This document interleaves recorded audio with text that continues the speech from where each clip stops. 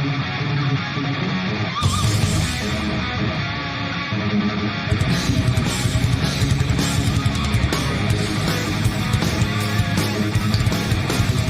aí, gente, tranquilos? Mais uma aula pra gente, agora sobre espaço urbano.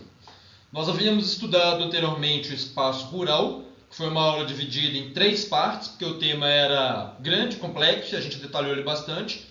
E agora a gente entra no espaço urbano aqui. Esse tema também vai ser grande, porém os vídeos vão ficar menos complexos do que foram aqueles sobre espaço rural, ok?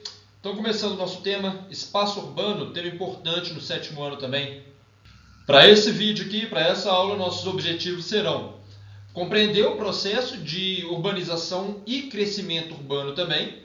Nós vamos ter que entender como aconteceu a urbanização no Brasil, estudar alguns problemas urbanos que existem em nosso país e entender conceitos como conurbação e região metropolitana. Então, são esses os temas que estudaremos nesse vídeo aqui. Lembrando que urbanização é mais complexo, há outros temas também. Porém, a gente não vai entrar em outros detalhes não, ok? Nós vamos basicamente estudar esses temas aqui que estão nos nossos objetivos. Iniciando aqui, a gente vê uma foto de Belo Horizonte, uma foto antiga, uma foto da Praça 7. A urbanização de um local está relacionada às transformações que o espaço geográfico sofre. Aqui na imagem nós podemos perceber uma imagem da Praça 7 antigamente e uma foto da Praça 7 atualmente. Note-se como aconteceram várias mudanças neste espaço. E essas mudanças que ocorreram são reflexos do processo de urbanização que ocorreram na cidade de Belo Horizonte ao longo de muitas décadas. Quais mudanças? Nós podemos observar na primeira foto que havia mais árvores do que hoje, os prédios eram menores. Podemos observar na primeira imagem também que havia menos veículos circulando pela região da Praça 7, hoje há muito mais veículos. Então, todas essas mudanças que ocorreram em nossa cidade estão relacionadas ao processo de urbanização. Aqui a gente pode observar um exemplo no município de São Paulo. Vejam que, ao longo das décadas, a cidade vai crescendo cada vez mais. Esse mapa está mostrando exatamente o crescimento urbano da cidade de São Paulo desde 1890 até recentemente, até 1995. Olha como vai acontecendo com a cidade de São Paulo. A esse crescimento que nós podemos observar aqui, nós damos o nome de crescimento urbano, que é esse processo que a cidade vai crescendo, novos bairros vão surgindo, novos prédios vão aparecendo na cidade também. Isso é o crescimento urbano. Esse crescimento urbano ele vai acontecer aqui em Belo Horizonte também. Nós vamos acompanhar agora alguns mapas mostrando exatamente como se deu o crescimento urbano da capital mineira nas últimas décadas. Nesse primeiro mapa aqui, ele é de 1918. Onde está a parte mais clara é a área rural e onde está a parte mais escura é a área urbana. Note o seguinte, a área urbana de Belo Horizonte era muito menor, era bem pequena. Era basicamente na região central da cidade. Aqui nós temos uma área urbana e temos uma área urbana também na região de Venda Nova. Então, olha como a cidade de Belo Horizonte, o crescimento urbano, a área urbana da cidade era restrita basicamente à região central da cidade. Então, nós não tínhamos um crescimento urbano grande, o crescimento urbano era bem pequeno. Já esse segundo mapa aqui mostra para a gente Belo Horizonte em 1935. Na década de 30, a gente já nota o seguinte, a área urbana na região central já aumentou consideravelmente. Então, nós estamos tendo um crescimento urbano da cidade de Belo Horizonte.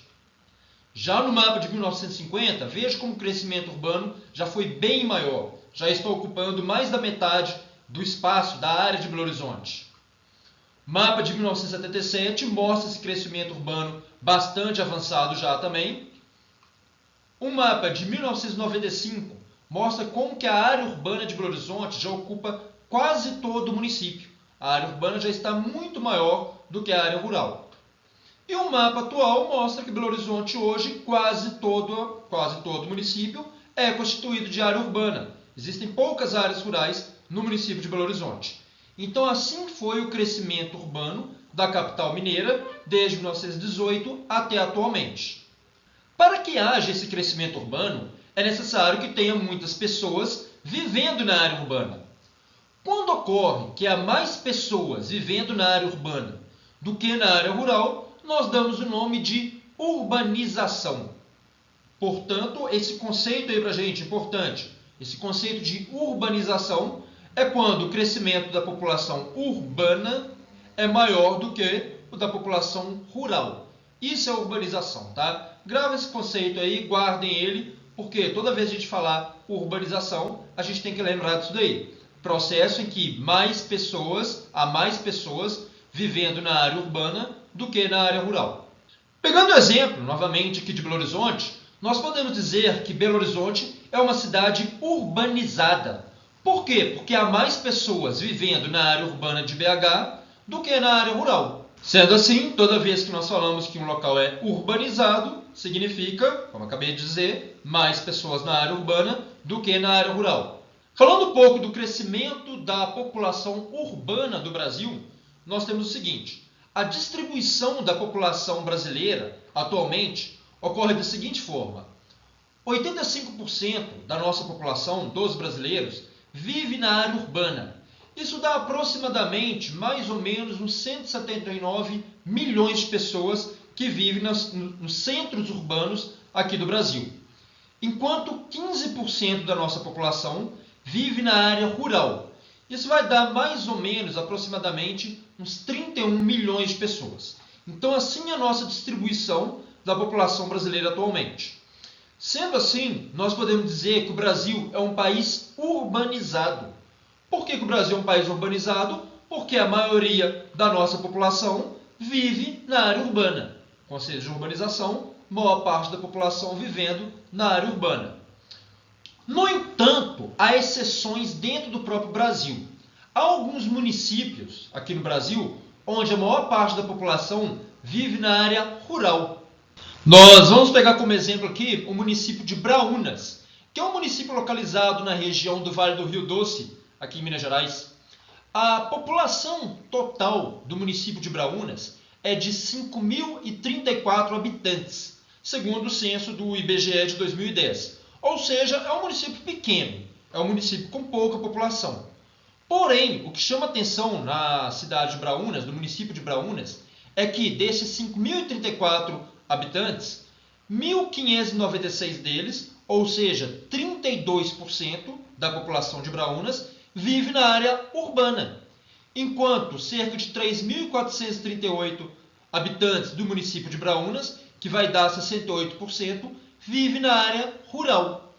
Nesse caso, então, nós podemos dizer que em Braúnas não ocorreu o processo de urbanização, já que nesse município a maioria das pessoas vive na área rural, não vive na área urbana.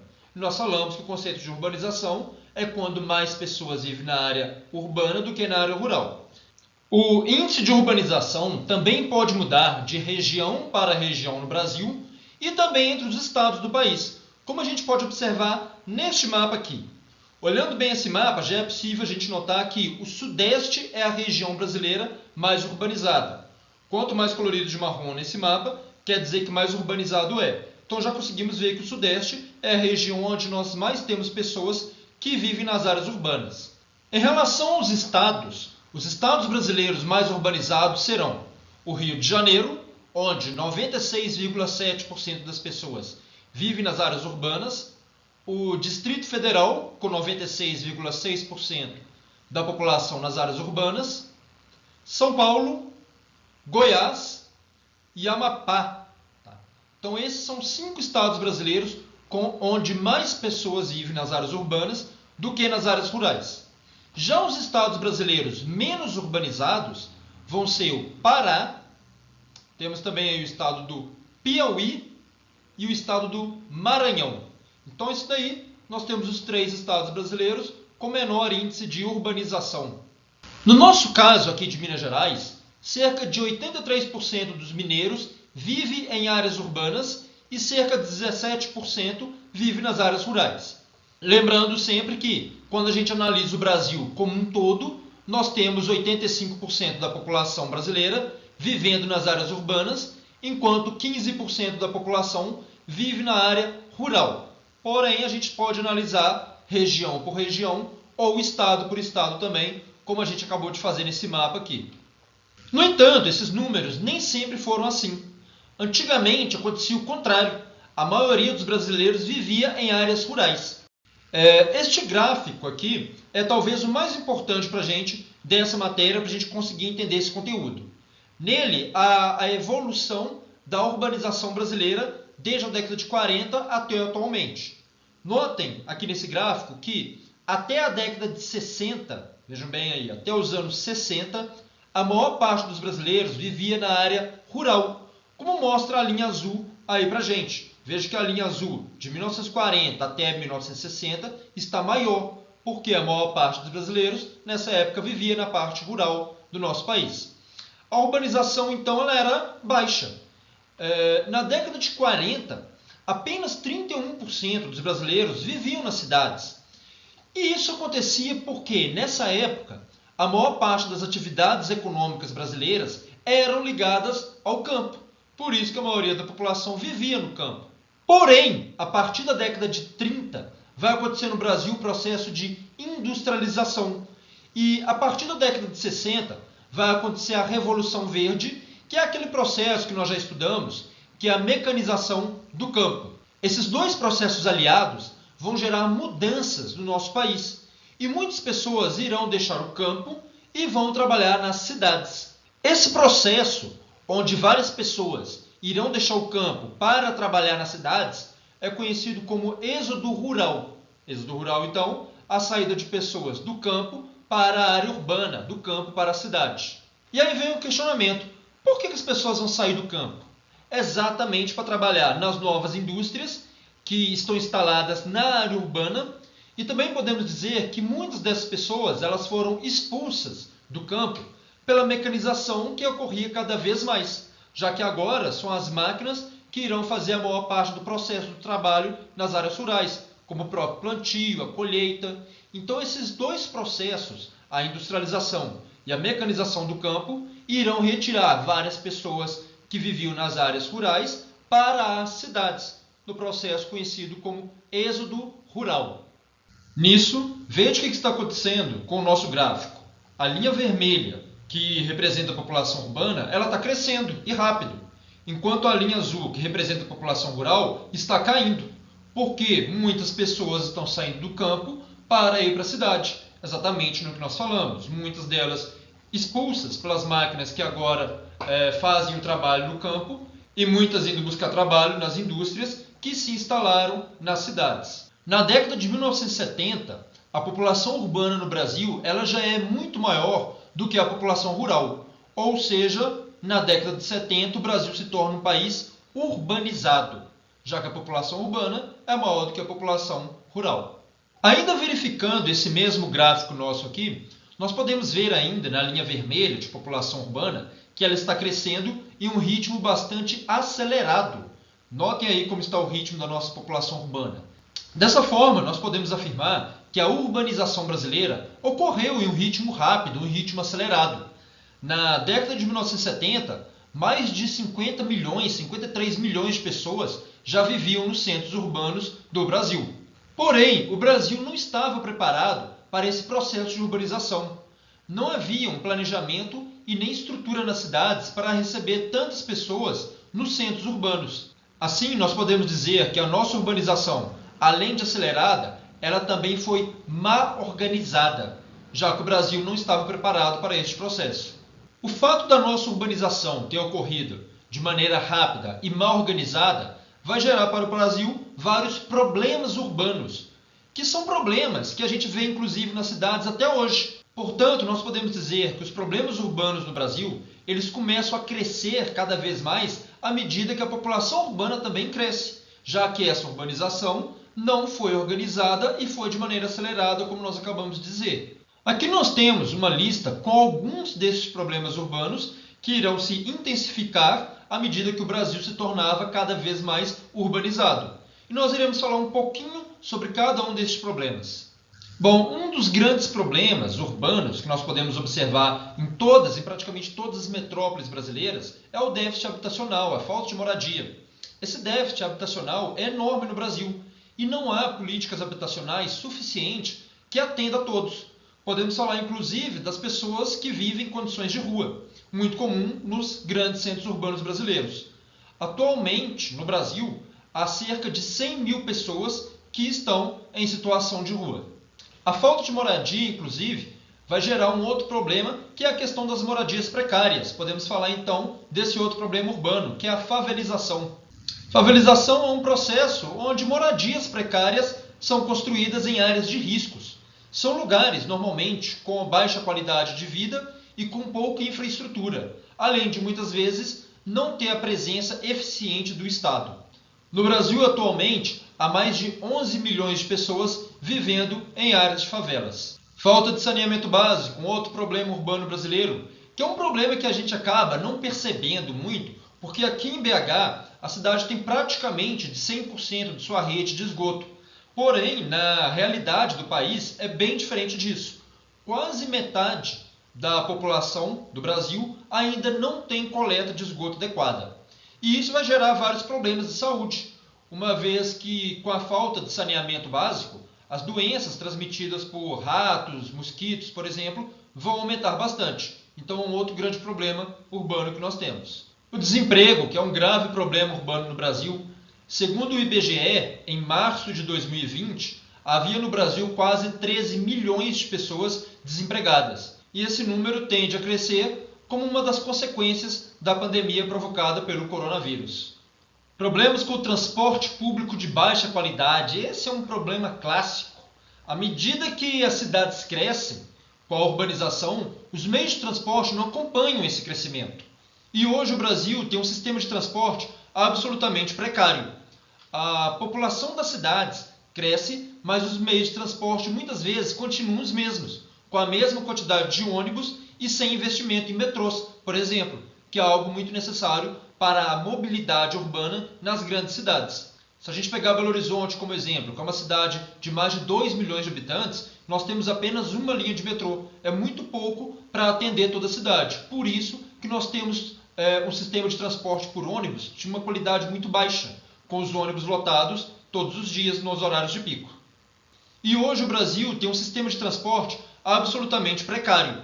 A população das cidades cresce, mas os meios de transporte muitas vezes continuam os mesmos, com a mesma quantidade de ônibus e sem investimento em metrôs, por exemplo, que é algo muito necessário para a mobilidade urbana nas grandes cidades. Se a gente pegar Belo Horizonte como exemplo, que é uma cidade de mais de 2 milhões de habitantes, nós temos apenas uma linha de metrô. É muito pouco para atender toda a cidade. Por isso que nós temos um sistema de transporte por ônibus de uma qualidade muito baixa, com os ônibus lotados todos os dias nos horários de pico. Poluição do ar e dos rios. O que acontece? À medida que as cidades crescem, se elas têm uma falta de coleta de esgoto adequada, esse esgoto vai sendo lançado diretamente nos rios das grandes cidades, fazendo com que os mesmos sejam completamente poluídos. É um grande problema que nós temos em praticamente todas as metrópoles brasileiras. Temos aqui, inclusive, uma listinha com alguns dos rios mais poluídos do Brasil. Além dos rios, as cidades também sofrem com o problema da poluição do ar, lançado aí principalmente por indústrias e automóveis. Temos também a poluição sonora e a poluição visual também. Então a poluição nos grandes centros urbanos é um problema que vai crescer absurdamente a partir do momento que o Brasil se torna cada vez mais urbanizado. Outro problema urbano que nós temos é a questão da violência. A falta de planejamento da urbanização brasileira também contribuiu para o aumento da violência no país, fazendo com que hoje, segundo a ONU, o Brasil seja o segundo país mais violento da América do Sul. A geração de lixo é um outro grande problema urbano do Brasil, uma vez que geramos toneladas de lixo por dia e nem sempre esse lixo tem o descarte correto, gerando vários problemas para a nossa própria sociedade. Sendo assim, nós podemos dizer que esses problemas urbanos que nós temos hoje no Brasil são reflexos da maneira como foi feita a urbanização do nosso país, que, como nós já falamos, foi uma urbanização feita de maneira muito acelerada e muito mal organizada, fazendo com que esses problemas urbanos crescessem bastante e nós enfrentamos eles até hoje. Um dos grandes desafios dos gestores municipais é exatamente solucionar esses problemas urbanos que nós temos. Muitas vezes o crescimento urbano vai dar de uma maneira muito rápida, muito acelerada, e vai gerar duas características importantes para a gente entender sobre a urbanização. Uma das características é a conurbação e a outra delas são as regiões metropolitanas. Então nós vamos entender essas duas características agora, antes de finalizar o vídeo. Conurbação e região metropolitana. Agora vejam bem esse mapa aqui, para a gente pegar como exemplo. Se notarem, é uma área urbana, nós temos uma área urbana aqui nessa imagem, porém são dois municípios diferentes. Esses municípios estão separados por essa linha vermelha aí. Vamos tentar entender através desse esquema aqui, e daqui a pouco eu volto naquele mapa lá para a gente entender. Nesse esquema aqui, no momento 1, nós vamos ter 3 municípios. Notem que nós temos 3 municípios no momento 1. O município A, B e o C. Notem que nos 3 municípios, eles têm a sua área urbana, que está nessa parte rachurada, com esses risquinhos aí. E eles têm também a sua área rural, que está colorido de branco, que está marcado de branco. Então, momento 1, 3 municípios, A, B e C, cada um com sua parte urbana, cada um com sua parte rural. No entanto, à medida que essas áreas urbanas vão crescendo, elas podem se encontrar, como a gente pode notar aqui no esquema, no momento 2. Note aqui no momento 2, os 3 municípios ainda estão presentes, são 3 municípios diferentes, o A, o B e o C, porém, a diferença agora é que as áreas urbanas estão juntas. As áreas urbanas dos 3 municípios cresceram tanto que acabaram se encontrando. A esse processo, onde as áreas urbanas crescem e acabam se encontrando, nós damos o nome de conurbação, ok?